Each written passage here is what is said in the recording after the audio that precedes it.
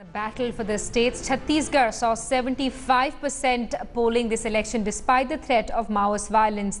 The state will see Raman Singh, a hugely successful and powerful chief minister, battle it out with Congress's Ajit Jogi. Here's a look at how the odds are stacked.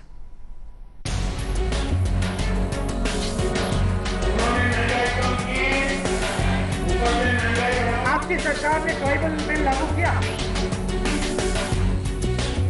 6 months after the opposition Congress leadership was virtually wiped out in the state, young Chhattisgarh went to the polls.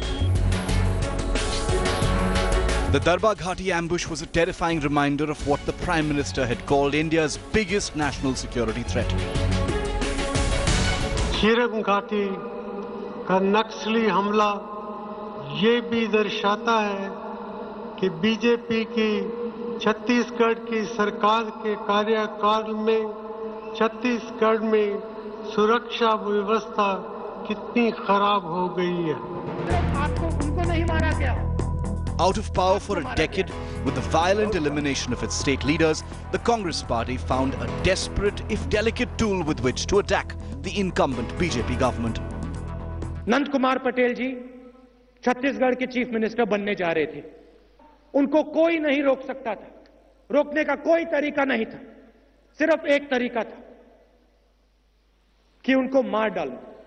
Amongst the several big fights in the state of Chhattisgarh is the constituency of Dantewada, where the widow of Mahendra Karma is standing, one of the leaders killed in that massacre, facing off with the BJP's powerful sitting MLA Bhima Mandavi. Now, while Devti Karma, the wife of Mahendra Karma, hopes for a sympathy wave, a sympathy factor to tide things through to see her home, she will also be hoping the 4 criminal cases against her rival see her win this very important seat. But the big question is, could the massive infighting within the Congress bring her down?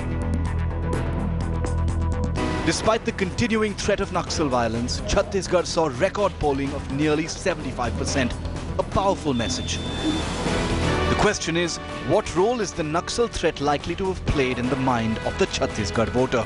Well, if you live in Chhattisgarh, you know that it's a constant threat. But obviously they were not frightened by it, or they wouldn't have come out in such large numbers to vote. These people can have a sway on as much as 11 or 12 seats is is saying something. It's a very articulate symbol of what's really happening at the ground level. To be sure, the Naxal threat tops the list of big issues occupying mind space in the state. But there are others, including corruption in coal block allocation, alleged financial malfeasance by the Raman Singh government, corruption in UPA schemes at the ground level in the state, as well as a sharp reduction in the scheduled caste quota. The prime ministerial faces of both parties raised the stakes in Chhattisgarh. But if the anti-incumbency effect applies, it isn't really visible in Chhattisgarh. Let's now take you through Chhattisgarh.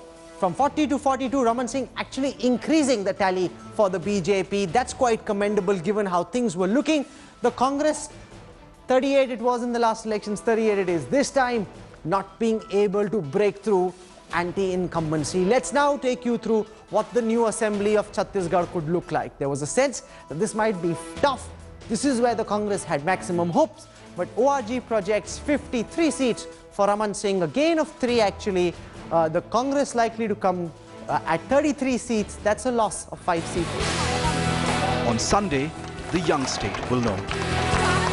Bureau Report, headlines today.